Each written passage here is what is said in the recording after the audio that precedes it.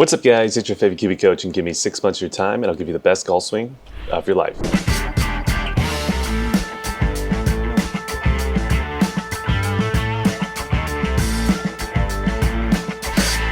So welcome back to the channel. In this particular video, we are going to be reacting to another Dr. Kwon lesson. And this particular lesson is going to be with a high-level amateur golfer who is struggling with spinning out their upper body and lower body in transition, and they're a little bit too much of an arm-driven swing.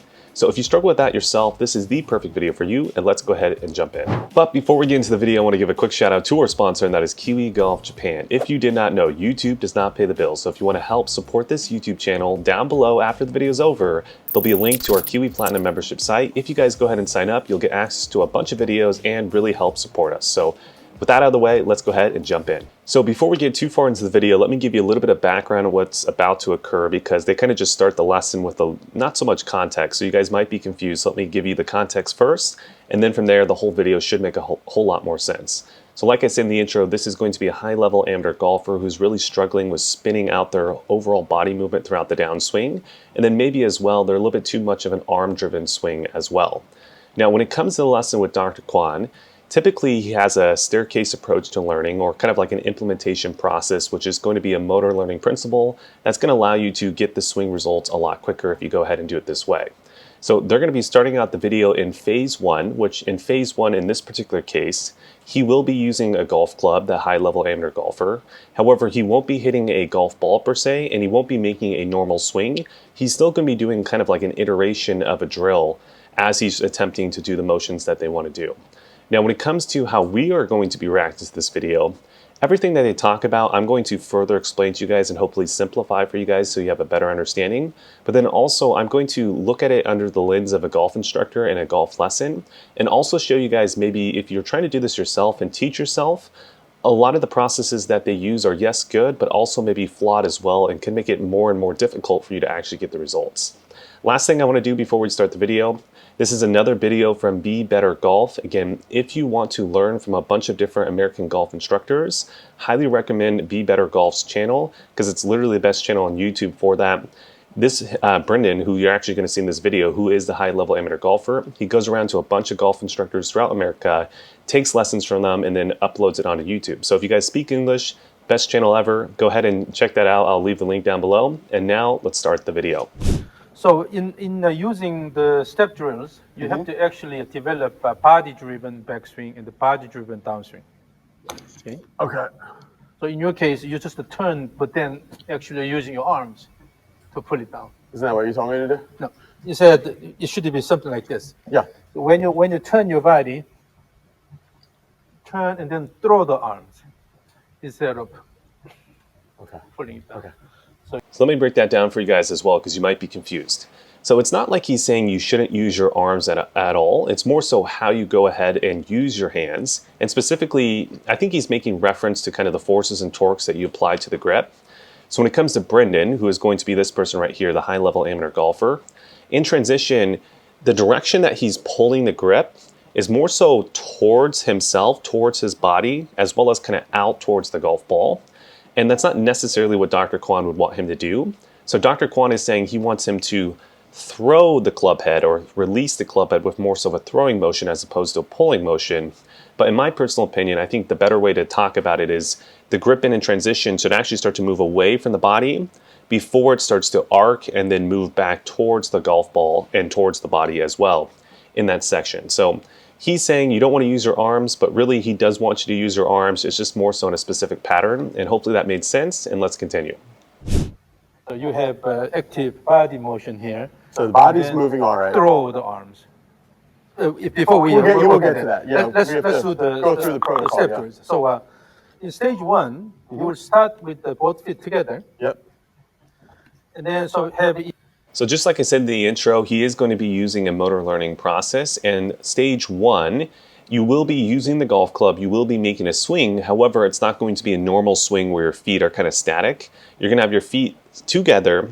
And then from there, as you start to make a step, you're going to start to shift your upper body away from the golf ball. And then at a certain point in that backswing, you're going to start to shift your upper body back towards kind of more of a centered position.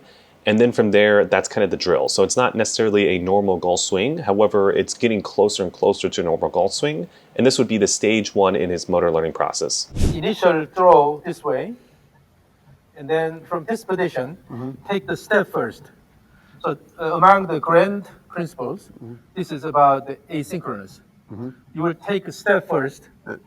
Disconnects the upper from the lower. So Right? you have this shift motion, lower body action, then turn the upper body, and as not that far. Oh, sorry. As your club is about here, going about here, you have to take the second step already, and then the second step will complete about here before you reach the top of backswing position, Right. and then take the second step. But now, So now the purpose of this drill is just to add a little bit more dynamicness into the swing. So if you're one of the players like Brendan, where your overall swing is a little bit just spinning out, there's a lot of rotation, but there's not necessarily any type of linear motion to the swing, you're going to want to introduce a little bit of linear motion just to get that dynamic movement pattern that a lot of the great players in the game of golf have. So this is exactly why they're trying to work on this drill. And then also when it comes to the actual real golf swing, will the pressure shifts happen at the exact times that they are talking about? Maybe not. Maybe Dr. Kwon is being a little bit exaggerated with the movements and having him shift a little bit earlier than he should, just because he knows he's a little bit too much of a spinnier player. So again, that's not something that Dr. Kwon said, and I could be completely wrong. However, just based off kind of my understanding of teaching, that would be a good approach to go ahead and do, slightly exaggerate the movement, especially when you're first starting out. do not pay attention to your body motion.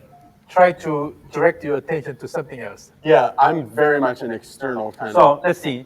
Let's use this external focus. Yeah. And this is All right, so this is the part of the video where when it comes to instruction side, I kind of get, however, also at the same time, I feel like this is maybe too early to start to focus on external. So when they're talking about an external cue, that means that's something that is outside of your body. So if you're doing, let's say, an internal cue, if you were focusing on the shifting of your upper body at a specific time, that would be more so of an internal cue. Versus if you're doing, let's say, an external cue, imagine that you had, let's give you an example if you're trying to get a little bit more handle first. Imagine that you had like a tree limb about this height, and all you're trying to do is hit it below that tree. That would be a little bit more of an external cue, right? So the tree limb would be the external cue, and then from there your body is going to try to naturally react to hit it below that tree. So when it comes to golf lessons, I think a combination of internal and external are definitely great. Now, when you're initially working on motions, I think internal is typically the best, especially when you're doing swings without a golf ball. However, as you progress with the internal cues and you start to get the body motion better and better, I do believe as you start to go out towards the course, it should start to get more and more external and less internal. But whenever you're starting the process, in my personal opinion, I feel like going to an external cue this quickly would probably not be the approach I would take. However, that's the approach that Dr. Kwon is taking, so let's continue and then see how this video goes. not that educational, but That's fine. as a professor at university, I shouldn't do this, but it works. Okay. So imagine here you have someone you really hate. Easy to do. Yeah. Yeah. It could be the politicians, Okay. one of the politicians, Sure. okay? Or it could be someone, your rival, or someone who did a bad thing to you Yep. in the past. Sure. So imagine someone you really hate. Every time you swing, you are You can- getting rid of this person. Okay. Don't Gotcha. worry about what your body does. Okay. Okay. So let's practice stage one. So let's stop it there. So as you can tell, the external cue in this case is an actual person, a human being that Brendan, when he makes the swing, is trying to basically kill, apparently, from what Dr. Kwon was saying there. But the purpose of this, in my opinion, I think what they're trying to do is when he's actually making the swing itself, with the external cue of someone that he doesn't necessarily like, maybe he's going to activate the body a little bit more, maybe be a little bit aggressive with the body motion, trying to get that shift and churn concept, but a little bit more at an aggressive state. I think that's what Dr. Kwon is trying to get him to do. Now, in my personal opinion, I feel like this goes against a lot of motor learning principles because the first thing is typically you don't want to start out at full speed when you do something new. Typically, you want to break it down at a slower speed, get the sequencing correct, and then from there, continue to progress. However, we don't know what happened before this video started. Maybe they shot another video before this that's on Brendan's channel, and they already went through the slower steps. I could be completely wrong here, and this is the correct timing to do this. However, if that's not the case, and this is really his first attempt at doing this motion, I feel like this would be way too early to do what they're doing, but let's continue and see what happens. Okay. There you go. Okay, go ahead. Okay. Now, the second step, the timing of the second step is late. It's too late. So the second step has to be done as you go up. Take this step. And let me explain that for you as well, because I think Brendan was confused, and then Dr. Kwon had to explain this to him a few times before he actually kind of got the overall concept. So when Brendan made that swing, it wasn't like the actual physical stepping was late. He stepped at the correct time. However, when it comes to stepping, not only is it the stepping, it's also the whole body or the center of mass also shifting at that same time, right? That's the whole shift then turn concept. So when it came to Brendan's swing right there, he stepped his foot forward, but he didn't really shift his whole center of mass forward. So that's what Dr. Kwon is saying when he said the overall step was too late in that case. It wasn't the step itself, it was the upper body and the center of mass shifting forward with that step at the right time was the issue when it came to that particular swing. So imagine this. When somebody walks, Yep. normally you don't walk like this. Yeah. You don't reach I'm out. good. I'm safe. Okay, here we go. Unless it's dark in the night, Right. or you're walking on the ice or something, then you don't walk like this. Rather, you just let your body go forward, and then your foot will move forward every time. So you just keep going this way. All right, so this is something that we see a lot with Dr. Kwon, and when it comes to his personal teaching style, this is what he likes to do. So he uses a lot of analogies, which I think is a great way to teach, and I think it could be definitely effective. Now, one of the issues that I've definitely found throughout this whole lesson was there's a huge lack in visual feedback as well as kinesthetic feedback, and there's a lot of basically just auditory type of feedback. So he's basically telling him, hey, this was good, this was bad. And then what Brendan has to do is based off his feeling that he felt, he has to classify, okay, that feeling was wrong, and then try to fix it further. Now, I find with the better and better player, you can definitely get away with this approach and it can be somewhat effective. However, for most golfers out there, for most of you guys watching this, if you're trying to do something similar, this would probably be a terrible approach when you try to actually go about doing this. And, Dr. Kwon has all this technology in his studio, as well as he has a phone on him as well. I just don't get why there's not more visual feedback as well as kinesthetic feedback where he actually supports Brendan, because I think this whole process of them trying to get the motion took like maybe 15 minutes when it could have taken less than 5 minutes for him to get if they would have had a little bit more visual feedback with it. But again, that's just my personal opinion.